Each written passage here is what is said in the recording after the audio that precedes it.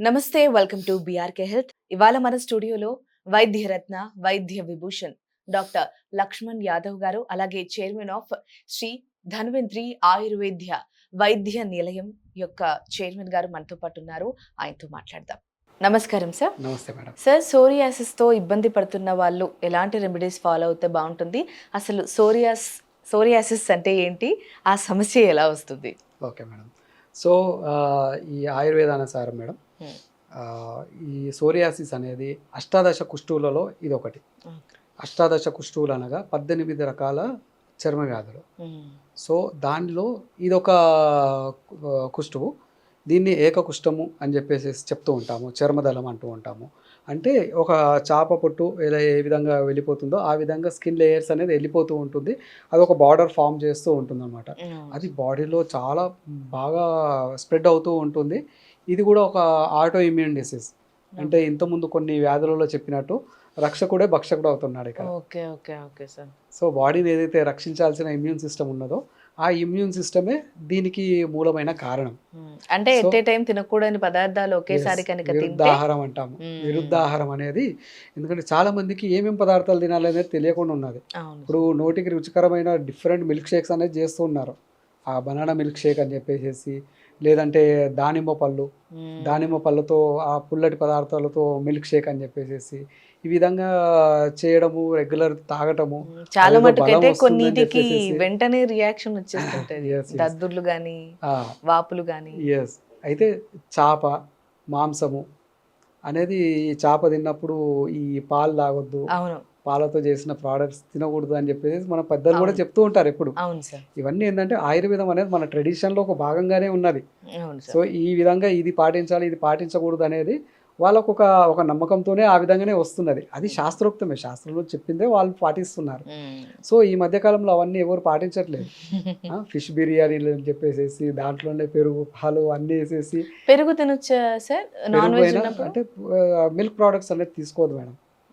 జనరల్గా చెప్పాలి అంటే మిల్క్ ప్రోడక్ట్స్ మాంసాహారంతో తీసుకోకూడదు.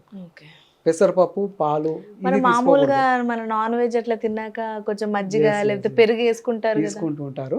కానీ ఆ మజ్జిగ కూడా ఎలా అంటే కంప్లీట్ చిలికేసేసి దాంట్లో ఫ్యాట్ కంటెంట్ ఏం లేకుండా తినుకుంటే బెటర్ అండి.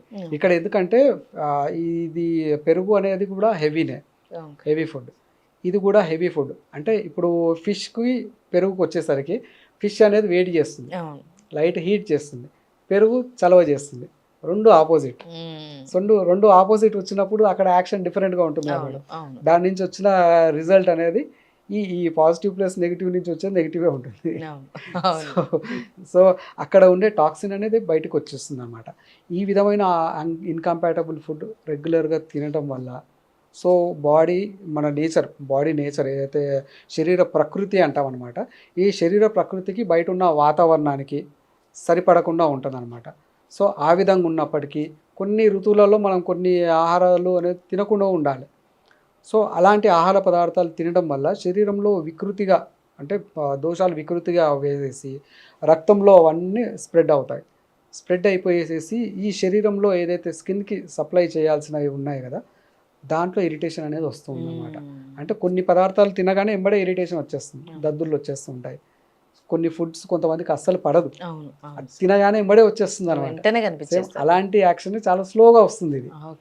సో అలా వస్తూ ఉండడం వల్ల ఈ యొక్క సోరియాసిస్ అనేది ఫామ్ అవుతుంది. ఈ అంటువ్యాధి కాదు మేడం, అస్సలు ఎందుకంటే చాలా మంది ముడితే మనకు వచ్చేస్తారేమో అనుకుంటారు. అస్సలు కాదు, సోరియాసిస్ అస్సలు అంటువ్యాధి కాదు. సో ఈ సోరియాసిస్ వాళ్ళ శరీరంలో వచ్చినప్పుడు ఏమవుతుందంటే హెడ్లో చాలా విపరీతమైన డాండ్రఫ్ లాగా ఉంటుంది. చాలా మంది డాండ్రఫే అనుకొని చాలా రోజులు ఉండిపోతారు అనమాట. అది సోరియాసిస్. జనరల్గా ఈ బార్డర్స్ అనేది ఫామ్ చేస్తూ ఉంటుంది. హెయిర్కి ఏదైతే బార్డర్ ఉన్నదో అక్కడ కూడా ఒక లేయర్ కనిపిస్తుంటుంది అనమాట.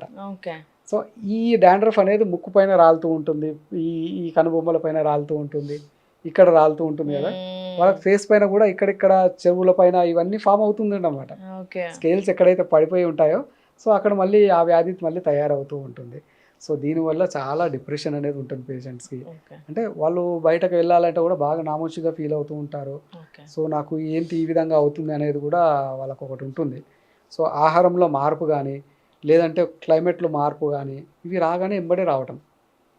దీంట్లో కొంతమంది అంటే తెలియని వైద్యులు ఎవరైతే ఉంటారో చాలా విపరీతమైన చికిత్స చేసి అంటే కొన్ని ఆర్ఎంపీస్ కానీ లేదంటే ఊళ్ళలో అన్‌క్వాలిఫైడ్ డాక్టర్స్ కొంతమంది ఉంటారు.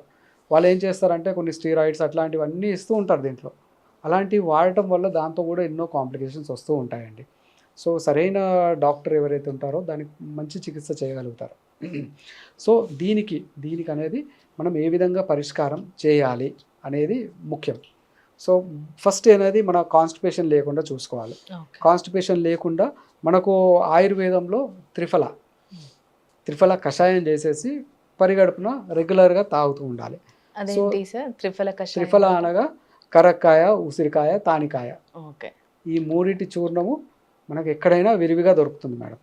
ఎందుకంటే ఆయుర్వేదంలో త్రిఫల, త్రికటుతో ఎన్నో రకాల ఔషధాలు ఉంటాయి. సో, అది ఒకటి. ఇంకొకటి మనము రెగ్యులర్ తినే ఆహారం అనేది కూడా ఎలా ఉంటుంది అంటే పాతకాలంలో మనము అరిటాకులో కానీ లేదంటే మోదుగాకు అంటాం, పలాస. మోదుగాకులో ఆహారం తినేది. సో, మోదుగాకు ఎంత అద్భుతమైనది అంటే విషాన్ని అక్కడ న్యూట్రలైజ్ చేస్తుంది. ఓకే. సో, అంత పవర్ఫుల్ అనమాట మోదుగాకు. మోదుగ పువ్వు, హోలీ కూడా మోదుగ పువ్వుతోనే ఇంతకుముందు వాడేది. ఓకే. ఆ మోదుగ పువ్వు వాటర్లో కలిపేసేసి ఆ పర్టికులర్ ఋతువులో మనం స్నానం చేయడం వల్ల బాడీలో ఉన్న చర్మ వ్యాధులు తగ్గుతాయి. ఓకే. సో, అది అనేది మనం ఒక ట్రెడిషనల్గా ఫాలో అవుతున్నాము.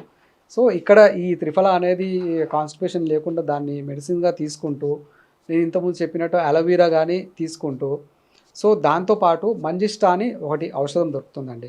మంజిష్టా అనేది ఆ రక్తాన్ని మంచిగా శుద్ధి చేస్తుంది.